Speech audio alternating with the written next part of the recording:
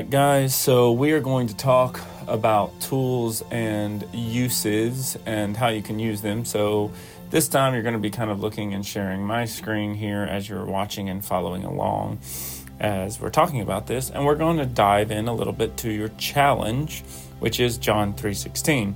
Obviously not the verse we're in now, but the first tool I want to speak to you about is one that I use. There are lots of really great apps out there. We live in a technology world. There is nothing to replace just a good old-fashioned paper, real Bible to set and to read, to get away from all the distractions, because as we all know, we're probably not very good at setting at our phone or tablet or computer and actually staying focused because all the dings of the notifications and so on. But it is very useful when you're doing a deep dive study of any kind to use something like this. We're going to talk about the paper versions of all this, but I want to first point you to an app. There's lots of great ones out there, Logos being one of the most primary, and then this one is called Olive Tree. This is my favorite. You can get this on the Android or the Apple App Store. This is on a computer, but it can work on any of them. And it's basically like a kind of an e-reader for Bibles. You can have multiple Bibles in it. I'm not going to really do a whole tutorial on the app. I just want to show you a little bit about it so you can kind of understand it. It's called Olive Tree Bible Study Software. And basically, you can click on right here in the top left corner, Library, and you see I have several different styles of Bibles. I can even download more. It comes with many free. See, so all of these Bibles I can download and so on. It comes with many free ones. I've purchased some of these because I like to compare and contrast different ones. So some of my favorite Bibles that we've talked about is the Archaeological Study Bible, which is this one right here. So it has all of these amazing archaeology notes beside it, which is where some of the finds that we have found come from. And so this is done by lots of scholars and things where they actually add, no matter where you go in the Bible, Old, New Testament, it will show you some concepts and here's everybody that contributed to it.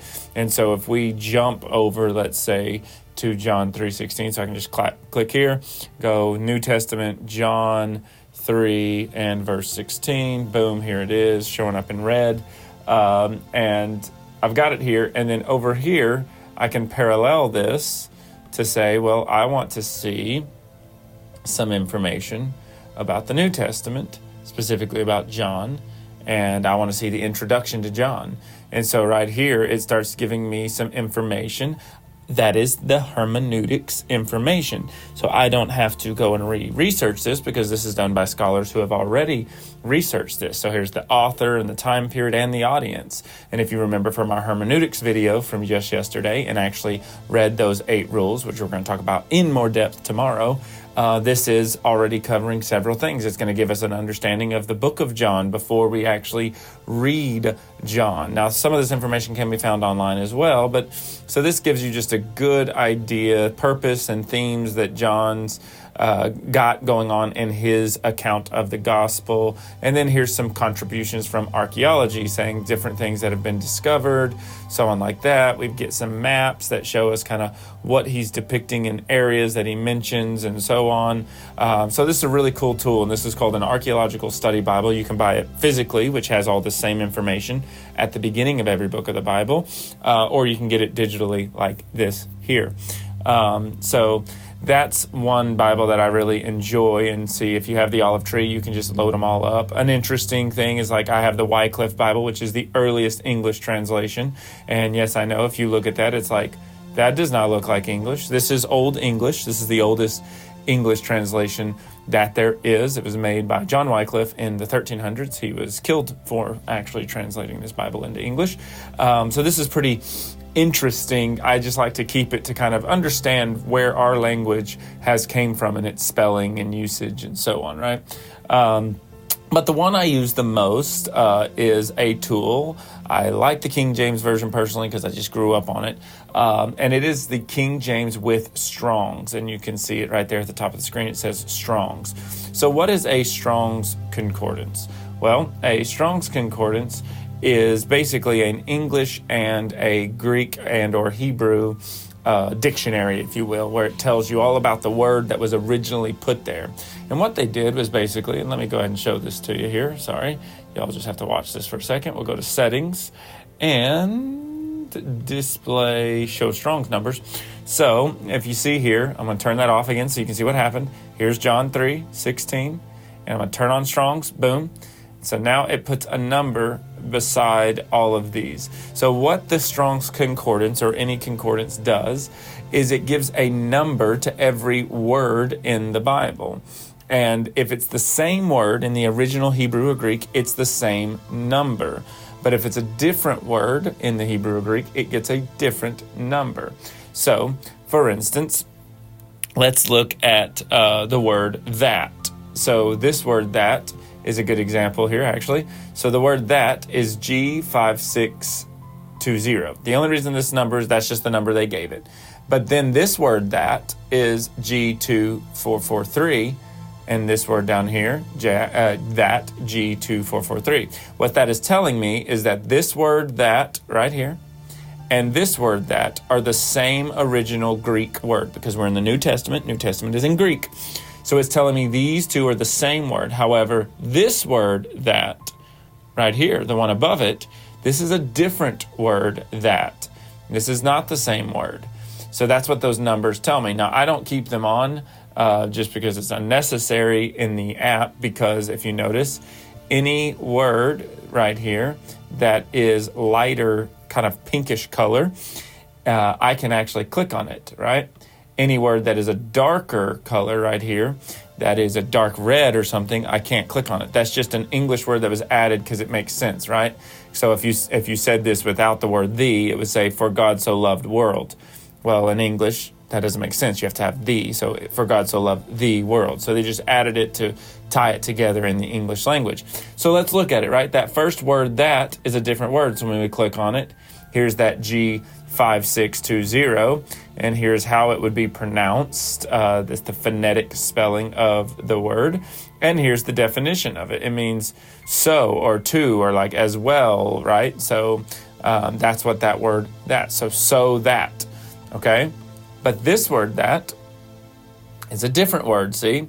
It is G2443. Remember, that shows up twice. This word, that, see, it's a totally different word. And what it means is that, or in order so.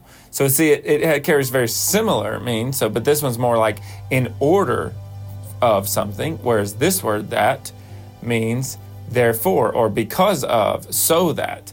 So if we were reading this, is for God so loved the world, so that he gave, like, so so like, because he loved the world, this is what he did. So this is kind of more of our version of it, like maybe today we would say because he gave his son. Like that's how he loved the world, was by giving his son, right? That whosoever believed, well, this word that now changes a little bit. And what does it mean? In order. So why did he give his son? That.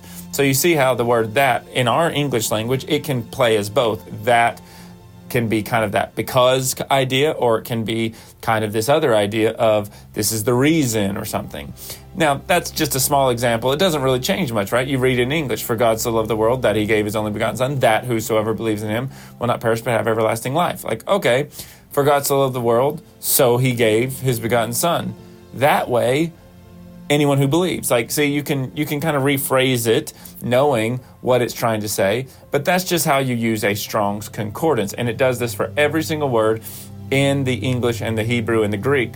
And so we can click on the word God, and it tells us, well, here's the word God in Greek. It's the word theos, which is where we get the word theology from. Theos is the word God. And then if we click on the word love, you can see here, it's the word agapeo, which is where we get the word agape from, which means unconditional love, or a love that is beyond, right?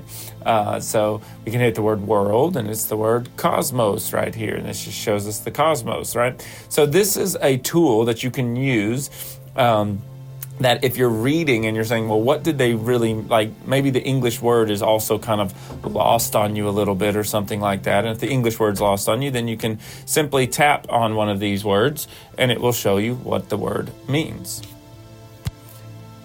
So that's a little bit about a Strong's Concordance. We'll talk about this several times more as we do our actual study coming up tomorrow.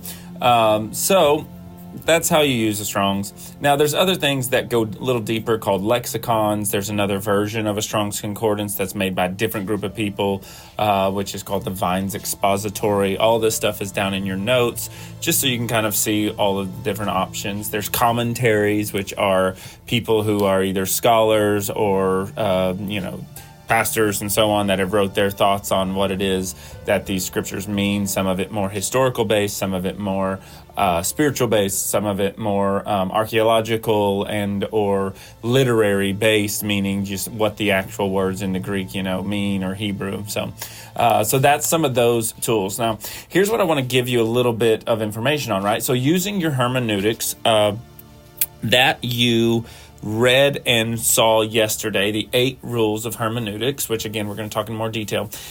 The question becomes is when and how do we use these tools? Because what I see a lot of times people do about, these tools here is they just jump in and every scripture they read, they just come in here and they just tap on every single word and they're like, okay. And they try to read this whole long definition about the word for, which at the end of the day just means like for in English, or because, or this is the reason, right? Assigning for a reason or something, okay? And they click on this and they're like, okay. And then they say, well, I can search or I can look up this word. Where else does it show up? And here's other information about it. And they spend like an hour and they get over here like, oh, look, it's mentioned here and it's mentioned here and it's mentioned here. It's like, okay, is that important to do sometimes? Yes. But we need to let the text speak for itself, or exegete the text. Let it tell us, and not us go diving into every single little word, every single scripture, Understand the breadth of the text first. So, for instance, you've been reading John 3:16 every day, or you should have been. That's a part of your challenge, and starting to study it. One of the first things you need to do is get context of it. And so that's who wrote it, was it written to, all that. And then back up a little bit at the beginning of maybe a chapter, like right here. So we see, when we're in John 3:16, just looking at this, it's in red. That means it's Jesus. So we're jumping into the middle of something he said, for God so loved the world. Okay, it sounds like it could be the beginning of something, but he was in the middle of a conversation, according to John. So we need to back up. Well, 15, 12, 11, he's still talking. So who is he talking to? Oh, well, look, now we find out he's talking to Nicodemus. Well, who's Nicodemus? What's going on here? If we keep going up, okay, there was a man of the Pharisees named Nicodemus. Okay, that seems like a pretty good place to start to understand the whole story. So start all the way at the beginning of the chapter and read through down to 16, and then read a little bit after 16 to where, 22. As you kind of read through, you'll kind of see, it's transitioning now. 23 is, and John was also baptizing. Okay, so this is a new story now. So maybe read from verse 1 to 22. Read all of it first. Get the full breadth and the understanding. Kind of wrap your brain around what the conversation is happening. In this case, it's Nicodemus and Jesus. But no matter where you're reading, don't just jump in somewhere and be like, here's the verse. Now I'm going to use my Strong's and start decoding and understanding the original Greek or Hebrew, and then I'm going to really understand what it means. No, you may end up actually pretty far off from what it's trying to say, because what you first need to understand is who the conversation, what's happening, what's going on. That will give you context as to what is being said in the verse, in this case, John 3:16. Then when you've got that and you've read through it a couple times, you kind of understand the phrasings and so on, then you can come in and say, well, for God so loved. Well, God, I feel like I know what God is or who God is. So let's click on it. Okay, it just means deity. It means, the God, or so this could be the Godhead, the Trinity. So loved. And then you can start defining some kind of specifics that bring it kind of into full view for you. So that is my first recommendation of some tools and how to use them. And I want to stress again as we wrap up today on this was just kind of your foray into looking at a study. You should now be reading that whole chapter of 3, 1 through 22, because that's how you would study, right? Remember, this journey is all about teaching you how to do this on your own. So it will be a different verse for you next week when you're doing your own personal study. But my first thing that I would recommend is back up, find the start of this kind of conversation or this thought, read the whole thing through. And so this is, like I said, just your first foray into biblical study of this, learning how to do that. Don't start with just, I'm going to start defining things and using a Strong's because it's a new tool Jared just told me about, or Jade or whoever. Take this and allow it to be an extra tool, but I want to preface, there is absolutely no amount of intellectual knowledge of language or tools you can have or amount of archaeology you can have that is a replacement for the very Spirit of God that Jesus has placed inside of us, that God has used Christ to open the door. Never bypass that. Don't jump into Scripture before you pray and you ask God, give me your eyes, give me your wisdom, give me your guidance, because there is absolutely no replacement for the Spirit of God revealing to us, not revealing because it's been hidden, but just revealing so we can understand what it is He's trying to communicate to us. All of these other tools and the way we use them are all additions to His Spirit. The Spirit is the beginning of all knowledge and wisdom, as Proverbs says. So tomorrow, guys, we're going to do a deeper dive into the actual study of these 22 verses here. We're going to learn a little bit more about those 8 rules of hermeneutics. We're going to start jumping into them tomorrow. And we're also going to learn a little bit about what's called patterns and styles of Scripture. So we'll see you guys tomorrow.